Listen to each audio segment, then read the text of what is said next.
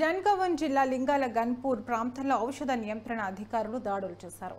Vinayaka medical and general స్టోర్లో సోదాలు నిర్వహించగా ఆ షాప్ యజమాని రాజేష్ కుమార్ ఎలాంటి అనుమతి లేకుండా మెడికల్ షాప్ నిర్వహిస్తున్నట్లు గుర్తించారు. దీంతో అధికారులు షాప్లో ఉన్న మందులను సీజ్ చేశారు.